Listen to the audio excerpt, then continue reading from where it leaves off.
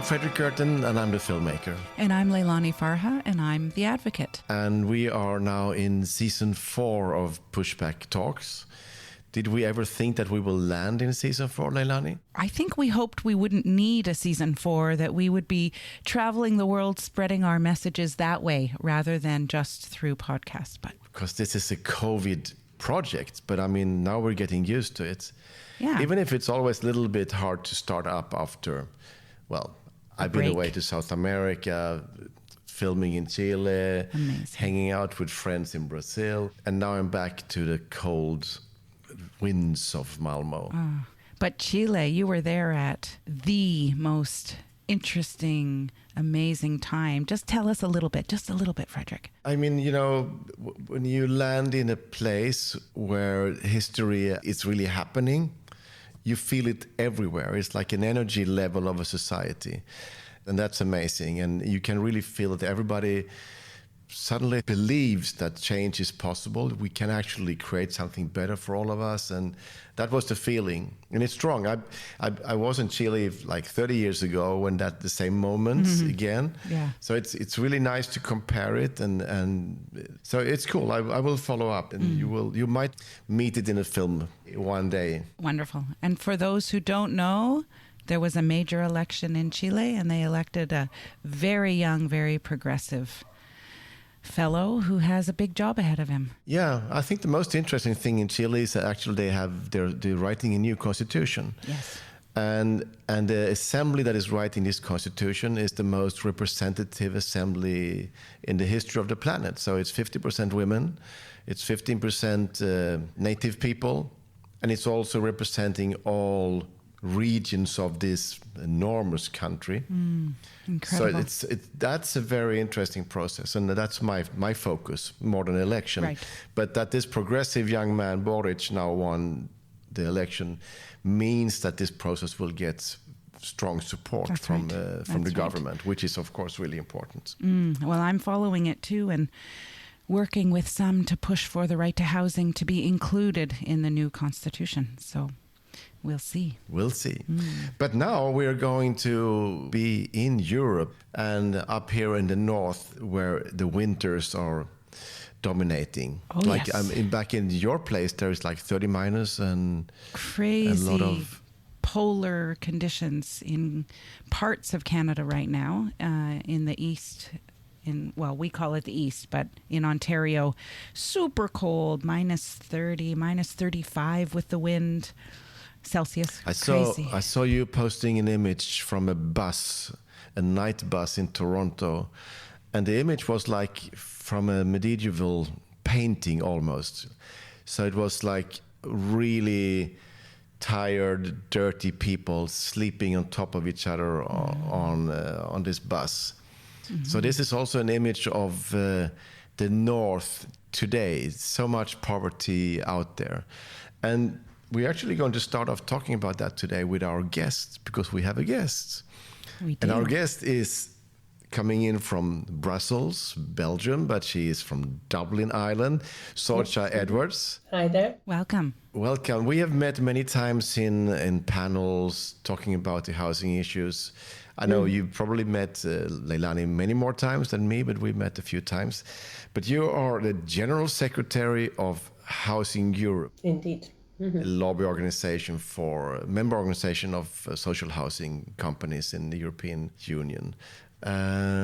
Sorcha, how do you see this crisis of people sleeping out in the streets? And it is alarming, isn't it? It's unacceptable. It's really, as you say, when you come back to the north, you just came from Chile, where we have huge inequalities.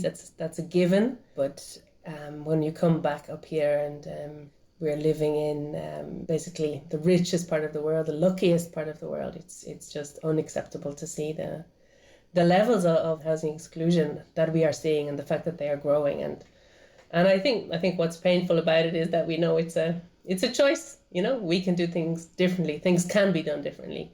And I think that's what's so frustrating. And it's something that can really spiral even more out of control if we don't turn this around. and soon. Mm-hmm. I think that's obviously completely right. I completely accord with what you said, Sorcha. It's, of course, the stronger wealth, the more wealth that's created in societies, the more homelessness and unaffordable housing and housing precarity we're seeing. So there seems this direct relationship. I certainly noticed it when I was rapporteur, and I continue to notice it.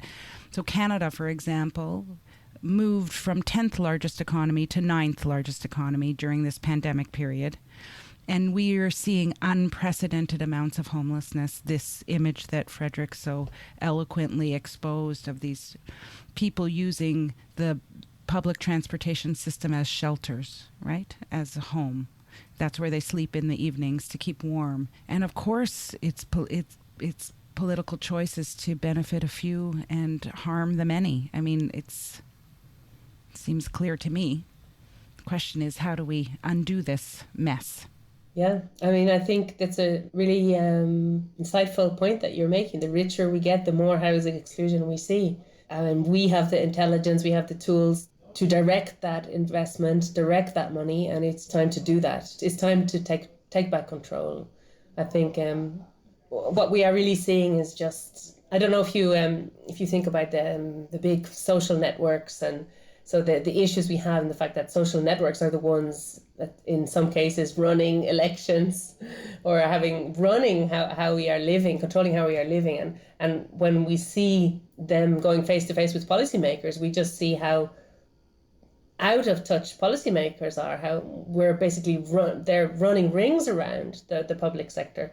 And this is how I see housing as well. It's the public sector, the public interest, public regulations have not kept up to date with the trends. And it's like they're running rings around us. And often they're even being facilitated by the entities that should be working in public interest. And it's really, there are no more excuses for that. We have to get up to date when it comes to housing as such a crucial part of how we live, what shapes our societies, what shapes us. And we have to catch up and bring our policies up to date for the housing that people need, the housing that cities need. The excuses are really wearing thin.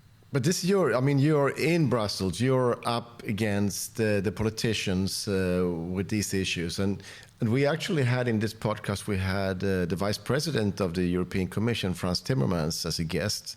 He was very critical to the policies that he himself had been a part of before, letting the market solve everything. So there is like some conscious of that we did something wrong and we should do better.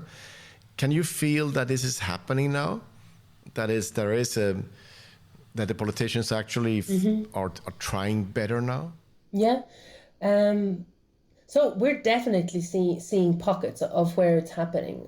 I think from the EU perspective, I mean, this is my role on a daily basis. It's to monitor EU initiatives, EU funding opportunities, EU legislation for local housing providers, and create that dialogue between the local level and EU level. And definitely, I think when it comes to a lot of the economic governance, it has been very much focused on enabling the market, having a so-called level playing field, checking that so state aid rules, competition policy, it has been very much that way inclined. And it feels like often the social housing providers have sort of been tumbling between all of that from right to left, and they haven't been recognised. They've sort of slipped between the cracks. And let's see now. Now we've come to a crucial point. We're looking at post-pandemic economic governance. So as we saw quite radical changes when it comes to state aid rules to allow the member states to invest more because we had this economic lockdown. And now over the next year or so, we're going to be looking at this. How is our post-pandemic economic governance going to look? And I see this as a real opportunity for the EU to really look at where values have fallen through the cracks in the name of a level playing field or in the name of a free open market. So I have a lot of hope to create this redirection over the next 6 months, year or so. I think it's an opportunity.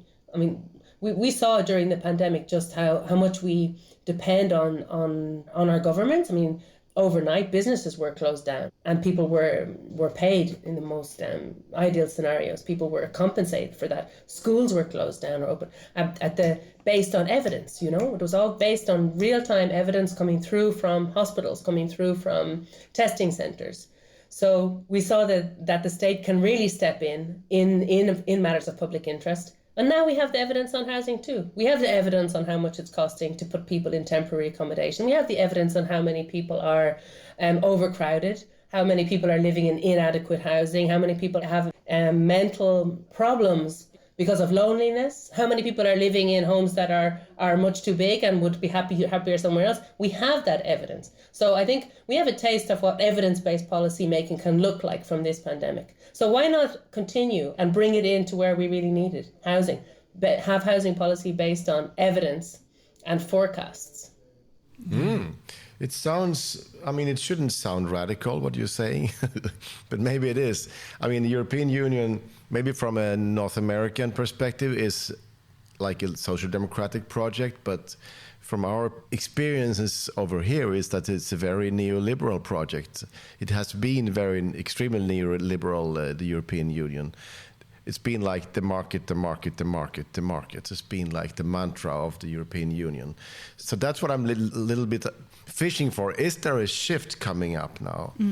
Because it sounds like a natural thing. Well, just a couple things. I do think a lot of listeners would be surprised to know how neoliberal Europe is, because it's not the external perception. But for example, you know, the statistic that in the last 10 years, institutional investment in housing has increased by 700% in Europe, right? So that's something people wouldn't think of, that there are these institutional investors. And they've gone after your sector in particular, Sorcha. They've gone after social housing in Europe, purchasing, for example, social housing in Madrid. It's one of the most famous cases. And then using that as political leverage to keep tenant legislation very weak. I mean, just incredible stories. But I do see... have started to see, just as an external observer, some movement. I'm interested to know what you think. So recently, I think it was just last week, the German national level government made a firm commitment on the floor of their parliament, of the Bundestag, of ending homelessness by 2030. And they said it firmly. Now, of course, that's going to intersect with social housing. It must. It must mean a greater commitment to social housing of some sort. So for me, and when a big country, Germany, pulls a lot of weight in the EU, to me that signaled something. But I'm interested to hear your perspective, Sorcha.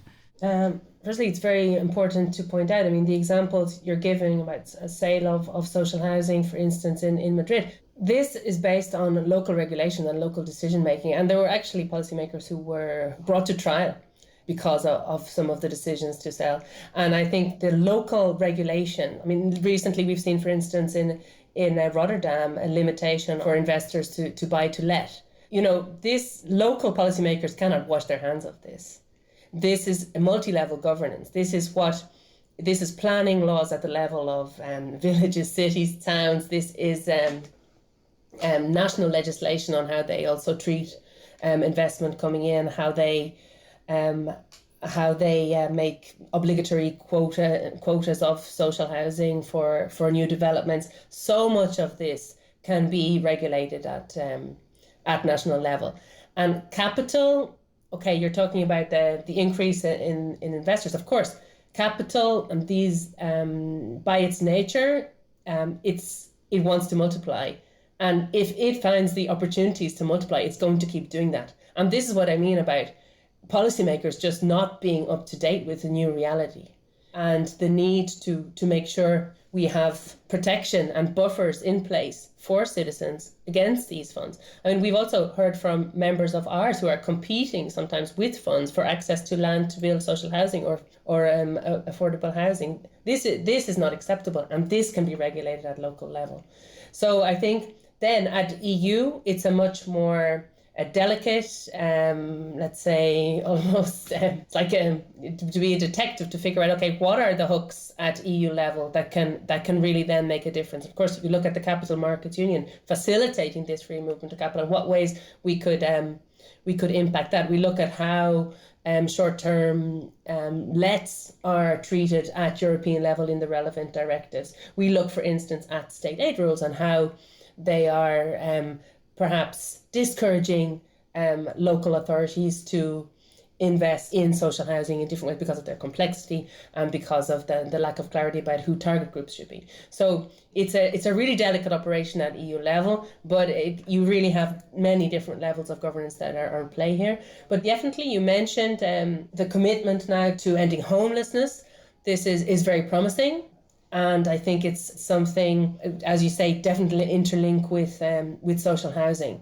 And I think what's going to fall into place now is really focus on where have we seen really good collaboration between social service providers and social housing providers to make sure they can really address those living in homelessness and make sure they're put the right interventions in place so that tenancies can be sustained. I think what it's going to hopefully result in is a better mapping of what's going on, why people are becoming homeless, how many people are homeless, and what type of improvement in the service is needed around Europe to address it. But obviously, I mean, it's not just about, the people are homeless.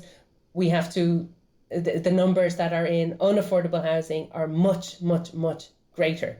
And if we want to turn off the tap that's producing homelessness, we have to look at the bigger picture. So we have to be looking at those macroeconomic policies. We have to look at the EU legislation and the regulations that we spoke about. But definitely it's a positive move that all member states signed up to that commitment, and it's going to definitely make a difference, and social housing providers are on board as well. Pushback Talks is produced by WG Film. To support the podcast, become a patron by going to patreon.com/pushbacktalks or follow us on social media at make_the_shift and push_the_film. And now I've known Leilani for quite a few years. We made Push, and now we see a lot of dark realities. And I think you also, in your work, you meet a lot of this darkness. So where do you see the light? When do you say, shit, this is inspiring? When do you get the extra smile on your face? Well, first of all, I should acknowledge what a great contribution Push has made, because it's managed to explain what is a very complex issue in a really accessible way, but most importantly, showing people that they're not alone, that this shame, and I know coming from Ireland, it's really, shame if you don't own your own home, taking away this shame of people feeling isolated, because there's a lot of shame linked to that. And I think Push has done really great work in highlighting this issue, so well done on that. I think it's one of the biggest contributions to this public debate that has been made. But you asked me where I see the light, and actually it's the complete opposite. What we see every day, because we are working with the social housing providers, so we see 46,000 of these local organizations every day achieving amazing things, whether it comes to integration of elderly, when it comes to tackling fuel poverty. So it's actually the opposite. We are every day seeing amazing examples of what can be done in housing to have great societies. And then it's almost like a shock then when we look at the figures, and we look at the amount of people who just aren't reached by that, and the amount of people in exclusion and in overburdened by the costs, people on the street. And at the same time, we know that actually you can have amazing housing projects that fit people's needs. So actually it's the opposite. We are seeing every day these inspirational housing projects. Because you work with social housing organizations around Europe. And then this is why we started then so we have an observatory, which then it's my colleague Lice Pettini running that. So that's where she's saying, keeping track of the trends and what's happening what are the housing realities. And there you see that, okay, on one side you've got this great work that's been doing, these well-meaning organizations. Sorry, I shouldn't say well-meaning, but well-regulated organizations. But then it makes you think of Simón Bolívar, that you're plowing in the sea. It's a tiny percentage, at the moment it's about 12% of the total housing. So if that percentage compared to what's going wrong on the other side, on the complete free market, you're really ploughing in the sea. It's what you're doing is almost pointless. And the bigger the problems get, the harder it will be to survive as well. Because people will say, well, we have these social housing organizations, but look at the mess of the housing. We need a different approach, you know? This is why, you know, you hear. Yeah, so that people know the scale of the problem in Europe. It is huge. I mean, more than 160 million people, I think, are having trouble basically affording housing. More than 80 million or more than 85 million, I think, live in poor quality housing. So, I mean, these are big, big numbers. One of the things that worries me, Sorcha, is I think there are really good and cool things happening in a jurisdiction, you know, a little social housing program here, a really interesting piece of legislation regulating financial actors over there. And what worries me is that there isn't enough zoomed out. What is our overall strategy for dealing with the many housing issues that are confronting every city and every society in Europe? And I mean, of course, I'm wedded to human rights approach. I think it's sort of how I left the mandate as UN rapporteur, was to suggest to states that what they really need, governments, what they really need to do is take a more zoomed out approach, look at the whole housing system and develop a strategy for ensuring that these numbers are decreased every year decreased, not increased. And that without a sort of human rights structural change strategy, we won't get there. I don't know if you have the same, because you're sitting there seeing all these small things happening, but where's the whole? Yeah, it's spot on. And this is why indeed we saw this need for this systems approach, and the Housing 2030 initiative, indeed, where so it's Housing Europe teamed up with UNECE, Housing Land Management Committee and UN Habitat to say, okay, the solutions that are being put forward to solve this growing housing crisis, which is producing the figures that you just mentioned, there's no quick fix to that. You know, we started this around 3 years ago. There was a lot of articles coming out at the time. So the quick fix to the housing crisis, every few days you would see one article, and it was, you know, either build more or usually build more, build. And then we were just so frustrated with that, because we know how complex it is. First of all, there's no perfect housing system. They need to be continually adapted according to the needs and the future needs. So but at the same time, you have, as you said, some really clever policy ideas that have really stood the test of time throughout Europe in different countries, in different jurisdictions. And the idea of 2030 enable this sort of systems approach, take a step back and also realize that without this overarching guide, as you say, this housing as a human right guide, and this political will, and without putting this overall system in place at the highest possible level, let's say at the level of a region, at the level of a country, it's pretty difficult to really make progress. So this is what Housing 2030 did, to get over the frustration of, you know, journalists just producing clickbait and, you know, with this one quick fix.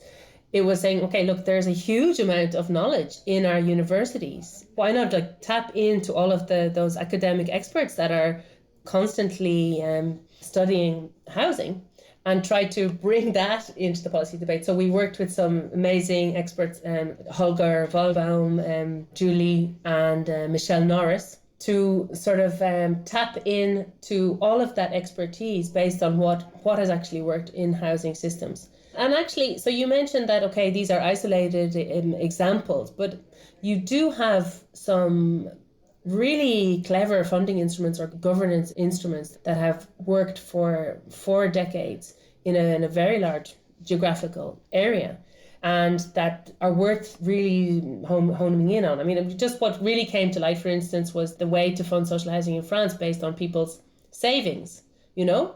And what an opportunity that would be now if we were to do that everywhere, because inequalities have really increased during the pandemic. However, for a certain group of the population, savings have really increased. So just clever ideas that could actually work. But as you say, if it's not this overarching guiding principle, this human rights approach, and this recognition that, listen, the market is not going to do this for us, then we're not going to get very far. But yeah. When I was looking for this light, that's my little job, to look for the light. And of course, The light we see from little bit from the outside is then, of course, the resistance boiling and cooking around Europe. I mean, with, of course, Berlin as a spearhead in some way, Barcelona, but also big protests in the Netherlands and many other places, and also in Ireland. You can see that movements are moving politics in some way. In Germany is the most obvious. So how do you see this, Leilani? How do you see it, Sorcha? Where are we?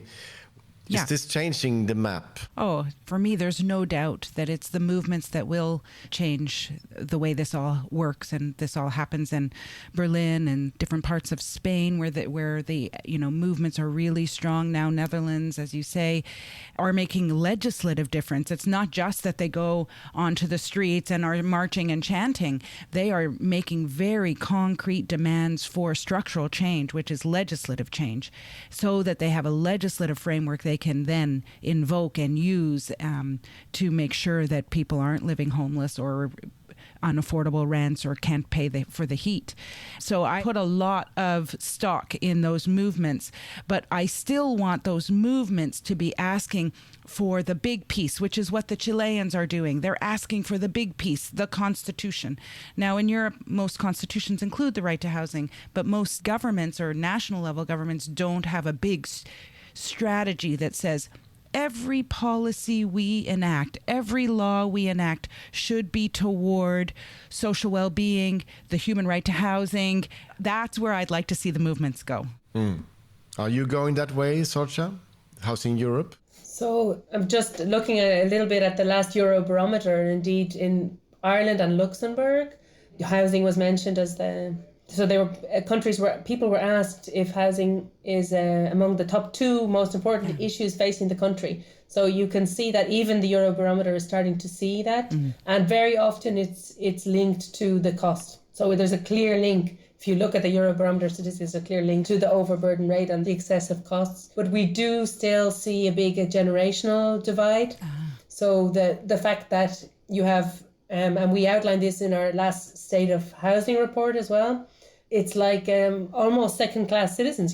Tenants are becoming second-class citizens, and homeowners are very comfortable with a very low overburden rate in many constituencies. So how are we going to deal with that split in society? So largely people going out in the street are those who are excluded. How can we really bring the recognition that actually this is everybody's problem? Yeah. It's not just the people that are in that. I think the pandemic grew the awareness around homelessness. That's why I think we managed to have that commitment to end it. It's not just the person living in homeless and that it's their problem, it's everybody's problem. And the same as housing. It's like, yes, there are certain groups going out because there are certain groups in difficulty, but there's other cohorts who are perfectly happy with their growing equity.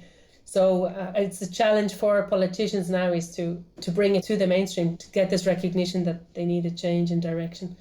I think a way to do it could be, I've heard the expression housing is healthcare, which came up again during the pandemic as well. So the fact that, even if you're looking at the economy of a city, you can really bring down healthcare bills by investing in housing, or people being, prescribed housing renovation for their arthritis, or, this link being made. But it's not only that. Housing is equality. Housing is can be a way to, good housing policy can be a way to tackle loneliness, can be a way to tackle youth integration in employment, can be a way to tackle so many things. It can also bring hope into society, because when people are living under a lot of stress around their homes, it's very hard to plan for the future. That goes for everybody. Also, especially for younger generation, that we want to be taking us to the future.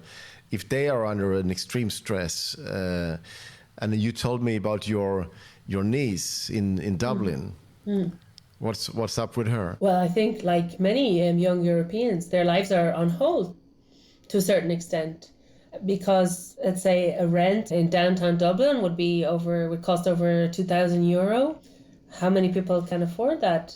But what's happening is people are being entrapped in very high cost rental and lose any hope of ever becoming homeowners. And my niece is living at home with my father, who is of that generation, who could who could very easily access home ownership thanks to government programs at that time, because they carried out large house building projects for new families being started. So completely different reality, you know. But we see this generation gap now. Yesterday night, I was feeling very tired, and I knew I had a heavy day of work today. So I said to my family, my son and my partner, I think I'm going to retire.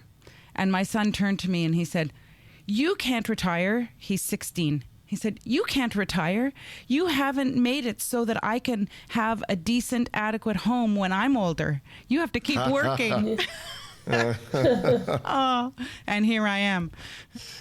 Trying to get money, and then I think you're spending your time in the wrong way. Yeah. I think he meant I need to make the world a better place. Oh, I like that. Yeah. I thought doing that podcast will never make the money so you can buy him a new home. No. He wasn't talking about money. He was talking about make the world a better place where young people can afford houses. That's sweet. It was sweet. That's sweet. A little sweet, a little bit like, oh dear, he doesn't think I'm successful. He knows I'm not, because he's at age 16. He knows that he's not going to have an easy time of affording any kind of housing, rental. Yeah, so talking about the young kid in Canada right now, you live in Ottawa, the capital of Canada. How does they see their future? Your daughter just moved to Toronto to start to study. Yeah, so, it depends on the age and what's happening. Right now, because of COVID, if you're young and in like high school, like my son, it's very difficult to think 1 week ahead, let alone your future, because he doesn't even know, like today's the first day he's back to school in person since the holidays. They had 4 weeks online learning, so COVID has really changed how young people are thinking about future and what future means. Future means tomorrow. So it's it's a little bit tragic. On the housing front, my daughter is in Toronto, one of the most expensive cities in Canada, and she wants to be an actor. And she knows that obviously she'll struggle to get any acting job. If she's lucky, she'll get an acting job. She'll never be able to afford to live in the city where she needs to be in order to get an acting job. So she's relying on me and my partner and our ability to bring together resources to help her. That's her reality. And she knows that's not sustainable. So then there's this pressure in her. Oh, my God, I have to get an acting job really quickly. But that's not how it goes. She's only 18, So it's tough. It's a tough world for young people. Hard to have dreams. And EU has actually made this the European Year of Youth. So I think it's really time for youth movements. And we'll do what we can as well to really put this generational divide really up there on the agenda, and how, as you say, Fredrik, from everything from mental health, giving people aspirations, allowing them to focus on their careers, it's how the housing problem is having such an impact on that for our youth. So 2022 is the year of the youth in the European Union. Wow, that's cool. It is cool. What if the young people could start off with a place to live without commuting for hours to their schools? Wouldn't that be a good thing? Yeah. And that wasn't a radical thing when I was young. It was kind of a normal thing. Even if it wasn't a luxury apartment or anything, it was quite simple, but everybody had a place to stay. It wasn't an issue at all. No, not at all. When I was young, I was in Toronto. I had no problem finding share accommodation with friends. It wasn't luxury. It was like pretty basic, sometimes even horrible, but still it was absolutely possible, and we didn't think twice about it. So I want our young people to be able to dream again. I really feel their dreams have been stunted. It's by COVID, by the housing crisis, by the climate crisis, and so I love this year of the youth. Let's let youth dream again, And we've got the festival. Sorry, Fredrik, we've got the International Social Housing Festival, which was originally the idea of young students in Amsterdam, and it's coming to Helsinki in the middle of June, and we want to make this one of the core topics. And I know there's really excellent Finnish organizations working for accessible, affordable housing for students in Finland. So hopefully we'll be able to shine a spotlight on what's possible.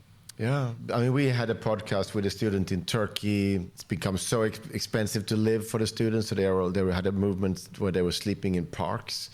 It's extreme almost everywhere. And we can also see that the big guys like the Blackstones of the world, they're also moving into student housing because it's such a good business. Especially in Europe. They're really taking over the student housing in parts of Europe and in the UK. So, yeah, it's a good focus.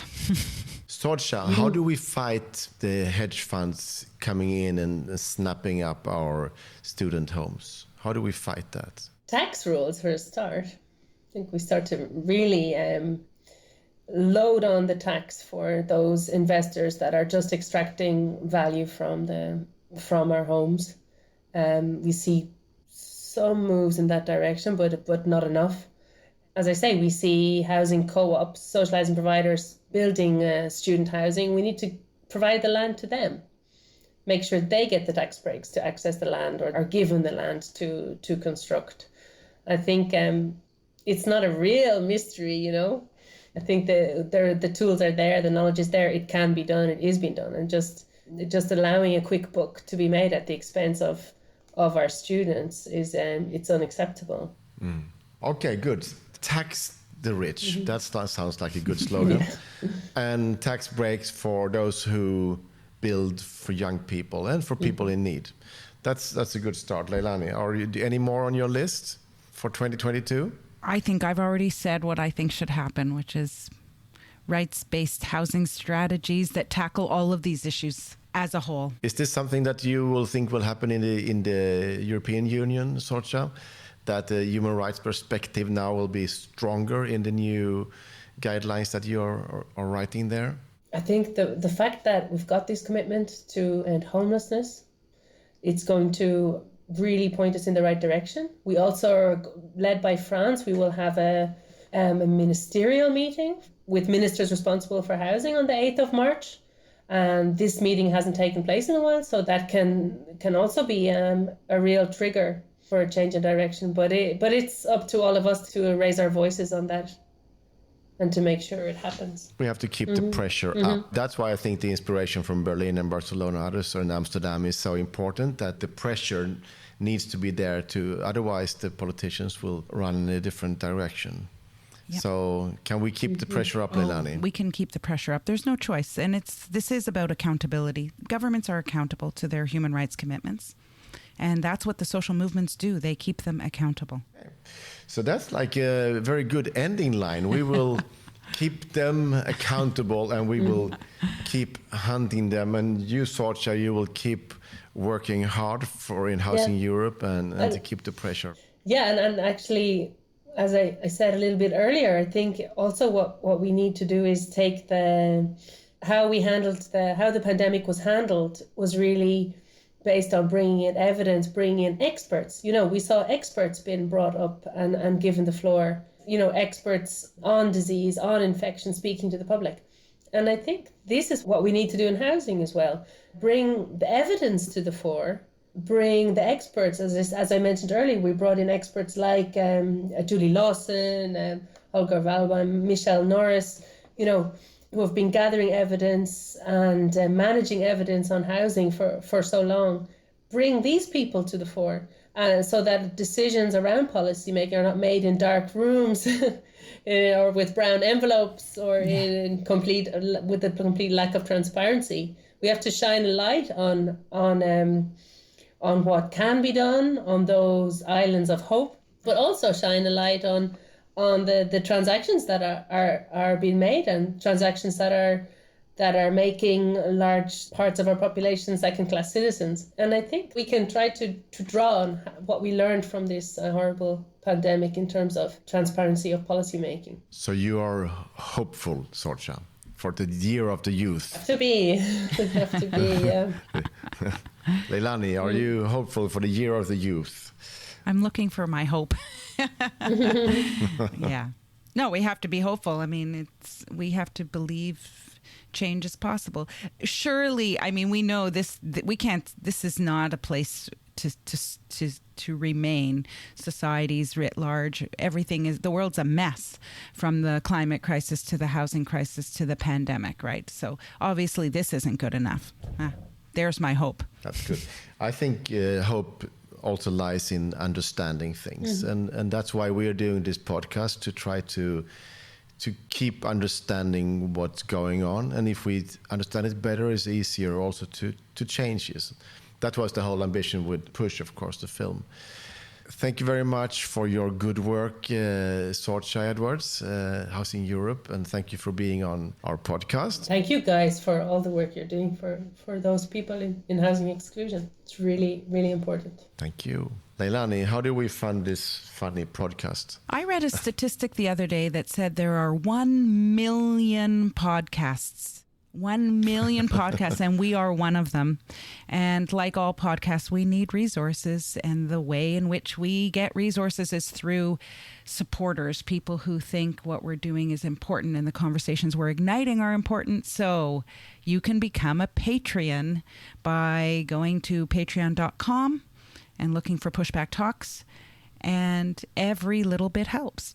Even €1 can help us produce this podcast, because it's not cheap to produce a podcast, but we do it because we think it's super important. It's a great tool. I would really encourage people to do that.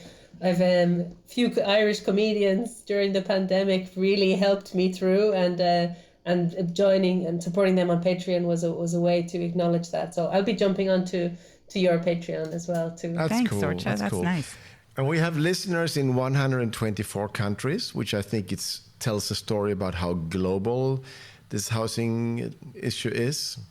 So let's keep spreading the podcast also to more friends out there in more cities, more countries, and also send us light. Send us inspiration on what you're doing, what do you think is really cool happening around where you live. Thank you very much for being on our show, Sorcha. Thank you. Leilani, we will speak soon again. We will. Because we have more interesting stuff We coming do. up. Thanks so much, Sorcha. So nice to see you guys, to talk to you. Thank you. Goodbye. You are listening to Pushback Talks. If you like what you hear, be sure to subscribe and leave a review. Want to support the podcast further? Become a patron by going to patreon.com/pushbacktalks.